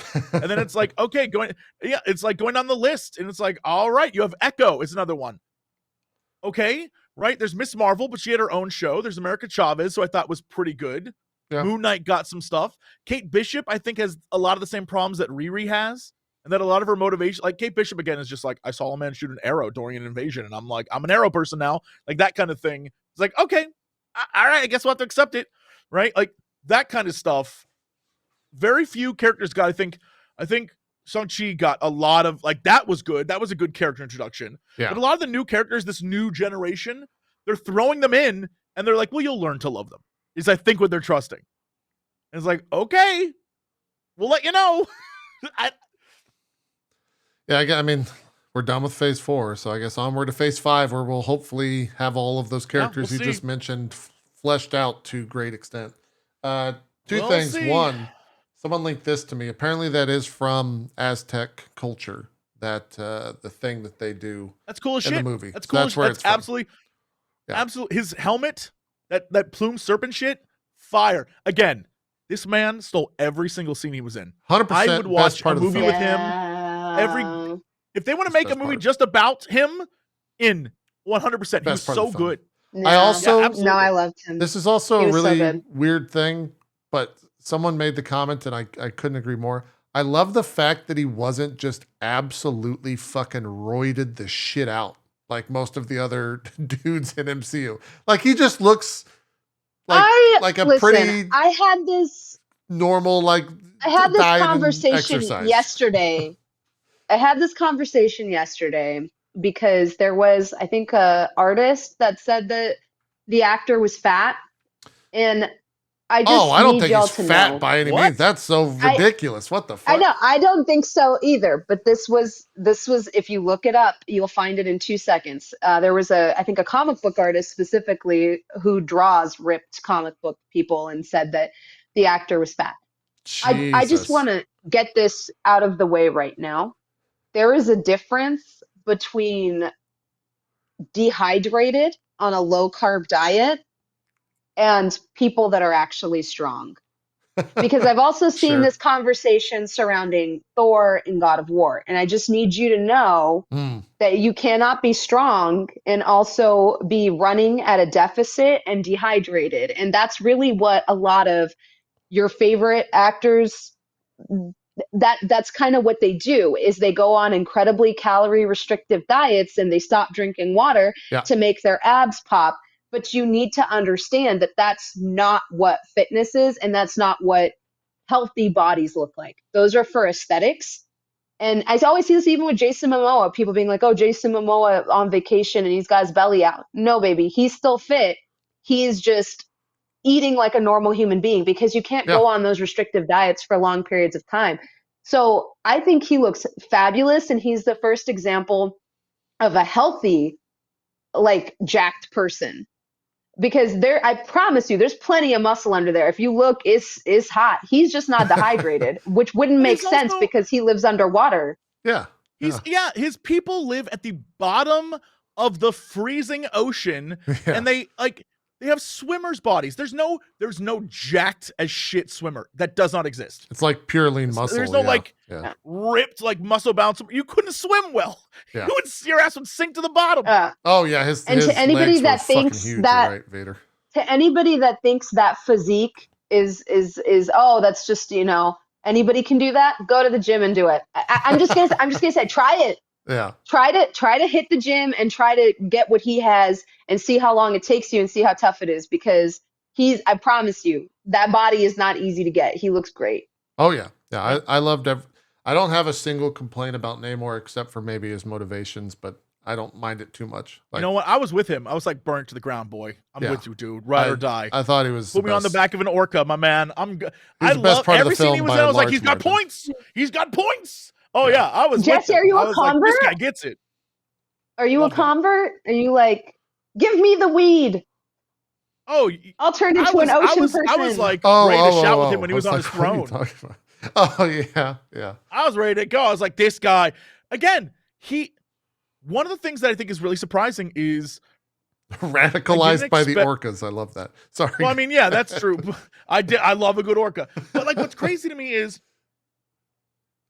Marvel is at the point where they're starting to cast some really phenomenal actors, but the really phenomenal actors are making people that are not really phenomenal actors. Like, It's fascinating. Again, Yelena's a perfect example. Every scene she's in, you're like, what a great actor. God damn. Like, she's so good at this. And then everyone else around her, you're like, I notice now that they are not as good of an actor as she. Like, it is this. And I think the same thing here. When he's on screen, I'm like, this guy is electric.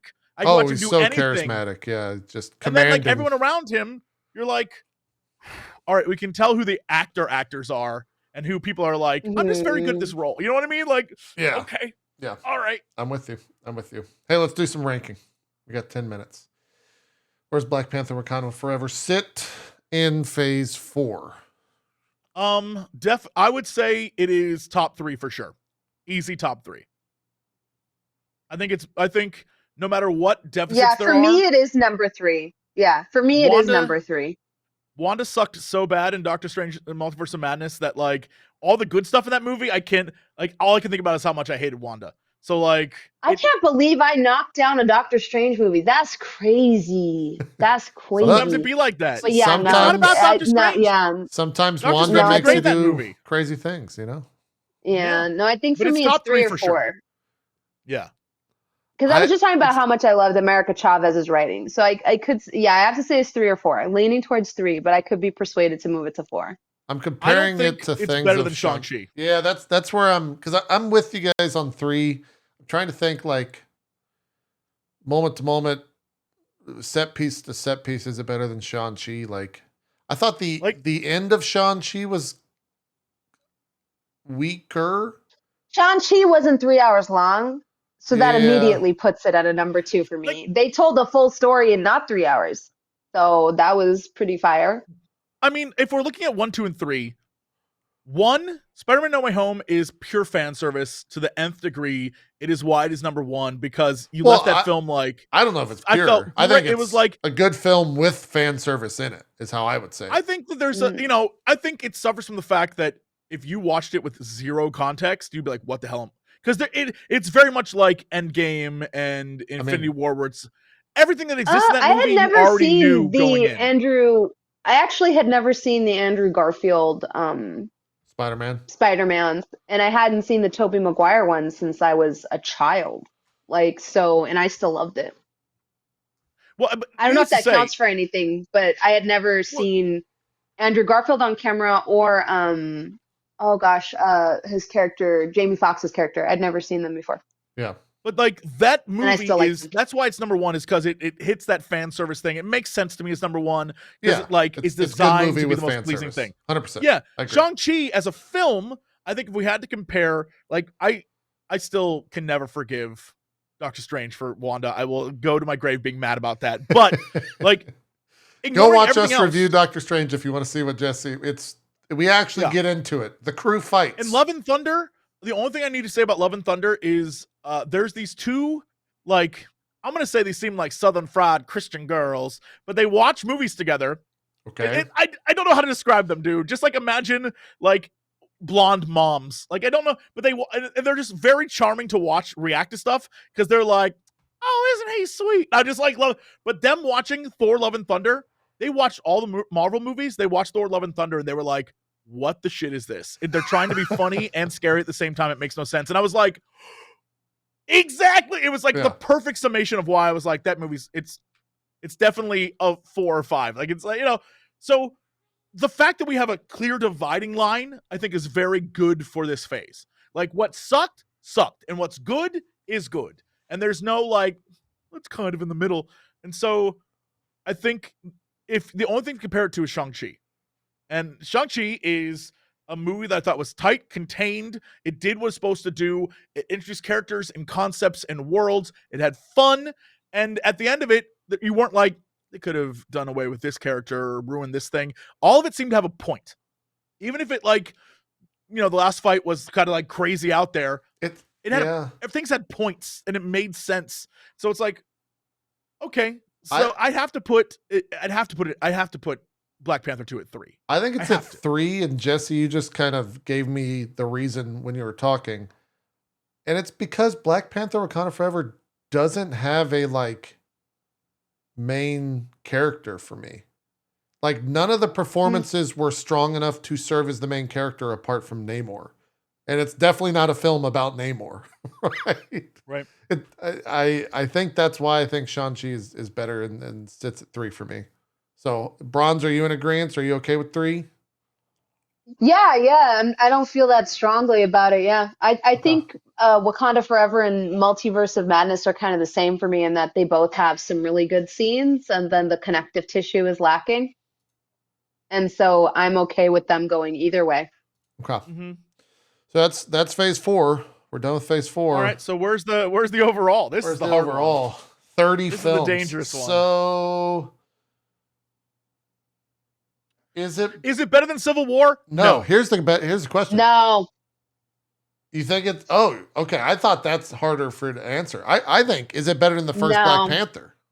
No way. No. But it's not better than Civil War. And if Doctor Strange Multiverse of Madness is 14, this should be the new 14. I don't think it's better than First Avenger. Is that a crazy thing to say? I would agree with that too. I'd move First Avenger up. I don't think it's better than First Avenger. I don't think it's better than Ant-Man. I would put it at 17. It's such a I don't know how I do not know why Multiverse of Madness is at 14, but considering how much I fought with you guys over how much I disliked it, I don't We've think only it's got 3 my minutes. fault at 14. I think it should be at 17. That's just my opinion though. We could I would say move down Doctor Strange and then put move down Doctor Strange, put We can't move hold stuff. on. Time out on the You film. can move stuff. We got 3 minutes left. No. Let's table this discussion to next week because I think it's going to be longer Okay. than what. But before we wrap, I will say I believe, and chat might be able to confirm it, that in a previous episode we ruled we can't move movies we've already placed. We did I say don't know we would how go back multiverse- though when phase 4 is complete. Phase is at over. The full list. Yeah. We Phase did is say over. that. We can And so that might be change next stuff. week. This might be a full Okay, relook. well, I'm not ready for that right now. It's not. That's right. We're putting a hold on the final rankings here. Also, That's so much to do. God, looking at some of these other films, like you brought up Captain America: The First Avenger, Iron Man, like all the first films, it's so wild to me how different Wakanda Forever is to those. Like those films were so simple, and it's like, right, here's a dude, and that dude's gonna fight a kind of similar dude to him, and they're gonna have like one sidekick, and some shit's gonna happen. And now it's like, listen, here's 30 characters. JP, you don't need a lot. You know? Yeah, it's wild. I could have just seen Namor murder people and go hand to hand with M'Baku, and I would have been happy. I'm not hard to please. That would have been I like a simple movie, just like the next person. But we all know these movies cost a lot, and they can't just sell you tickets to one. They got to sell you tickets to the next 8 with the crossovers, and that's why movies aren't simple anymore. That's correct. Yeah, Before they were just trying to make you buy tickets to Iron Man 2 because Iron Man 1 is good. Now they're trying to get you to buy tickets to 17 other movies adjacent to Iron Man. Yeah, that's where we're at. Jesse, how hard is your heart out? I can give us a little leeway. The Andor Minute. Best show on TV. Best show. Star Wars thing that ever existed. I'm ahead out. Better than the original trilogy. I agree. It's the best Star Wars property. It's the best show of all year and probably of the past couple of years after this last episode. Agree. 100%. It's like best TV show currently on right now, period. Yep. That's not even an argument. Yep. It's so good. The last episode. Bronze, you're missing out. That last episode. It was insanity. It was insanity, Bronze. And then I don't know what I started the Flanagan verse, and I've been watching Bly Manor, and then I'm gonna watch The Haunting of Hill House. Those are good. And Midnight Mass. Those are good. So this is better. I don't know why I chose that instead of Andor, because now I'm just always behind. I think I started Andor. Actually, no, I started it. The first 3 episodes are not as good as the rest of the show. I was going to say, I watched the first episode and I was like, man, they were shitting themselves over this show. I don't get it. You got to watch the first 3 episodes and then it sets it up. I will say that Andor is the first, I tweet about this. It's absolutely true. When I was a kid, the Empire was cool because they had awesome looking ships and the outfits were neat and Darth Vader, right?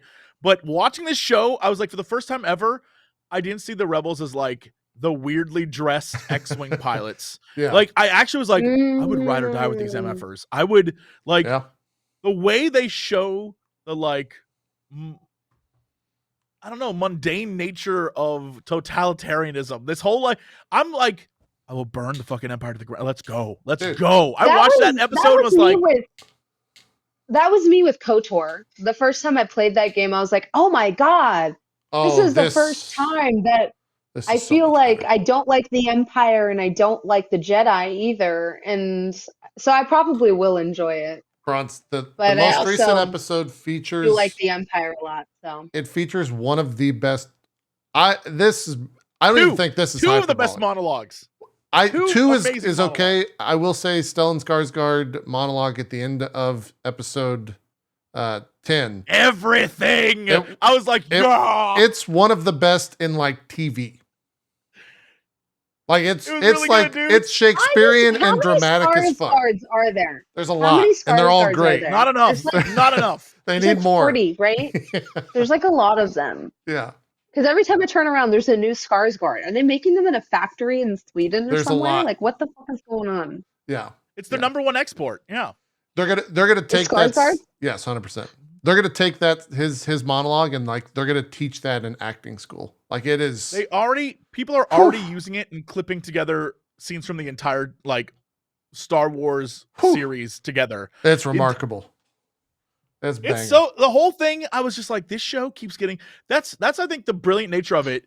It starts out in a way that we're talking to Bronze. It's like the first 3 episodes are okay, yeah, and then the next 3 episodes are like better, and then the next 3 episodes are like even better, and it just keeps building and getting better and better. And you're just like, I don't know how they pulled this off, but like watching this, the payoff is so good. You're just like, damn, all right, let's go. It's so good that like the Mon Mothma part of the last episode, which was phenomenal, is not even being talked about. Right? Yeah. Like it's bookended between 2 incredible scenes. Yeah. Wild. Anyways, watch Andor if you're not already. It's worth it. Let's do some Very shout outs. Let's wrap it up. Jesse, where do you have to be? Have you said? Is this a normal thing? No, it's just like a little special cool kid thing. Okay. All right. Stuff I gotta do. Do some shout outs, Jesse. Okay, hey everyone. Hope you're having a great week and everything's chill with you. I am gonna go do some stuff, but I also have so many hours of God of War footage to edit. This is why YouTube is a sucker's game. Let me tell you, don't do it, kids. Don't do it. This is why I stopped doing Let's Plays. This is a perfect reminder. I have now remembered. Oh yeah, this is a terrible idea. So tough. That's my life for as long as I can foresee in the future. You'll find me staring at a computer screen. The end. All right. Bronze, do some shout outs. Hi, hello, I'm that Bronze Girl. You can find me at that Bronze Girl everywhere. You can also find me on Last Call for Adventure because I'm the DM and I just announced that on Twitter. Check it out, lastcallforadventure.com. Super excited to be DMing that. Been working really hard on writing for that. And yeah, the setup for, that's going to be pretty cool. I almost when is the cast reveal? But I'm not you guys can announce who's on the show? 56 minutes, Jesse Cox. If you were at lastcallforadventure.com, you would know. Dude, that's going to be amazing. I can't wait to find out who's in the cast. Jesse. Yeah. If you actually visited the website and supported your friends, you would see that it was in an hour. Yeah, it's asking too much. That's asking far too much. Okay, I can't do that. Fine then. Yeah. But yeah, that's me. Sorry, my mom's cooking. It's killing me. Oh, oof. What is she cooking? Indian food. Oh, what type of smells are we talking? Let me Phil. The smells are delicious, but like when you sear the spices in a pan with the butter, it kicks off that. Oh, the smoke. That So sometimes it hits the back, the back of your throat. Got it. Okay. Is she gonna make? Is she gonna make enough for the class? No. Is she gonna make some of that naan bread? Yeah. Do you want chai tea? Any chai tea? But my mom I don't know if you heard her. She said she can. I'm drinking chai. She made is that some chai tea right there? Is that chai tea? Yeah, with your naan bread? Tea. Now, naan bread. Does your mom happen to keep any Nutella in the in the cabinet? Yeah. Do you have any Nantella that you eat there? This is racist. This is no, this is not racist. Naan is seasoned. Like if you're putting Nutella on naan, like on top of garlic and salt and shit, that's fucking nasty. You're a nasty bitch. I normally don't judge people's eating choices, okay? I've never actually had But it. who has Nutella and garlic? That's nasty. I don't know, it Nasty might not motherfuckers. be the worst. It definitely is. No. It's Might not definitely be the worst. nasty. It All right. would be horrible. Yeah. That's it for MCU Crew this week. We'll be back next week. We'll rank Black Panther 2, talk about all the news, and then I guess kind of look back Legion on. finale.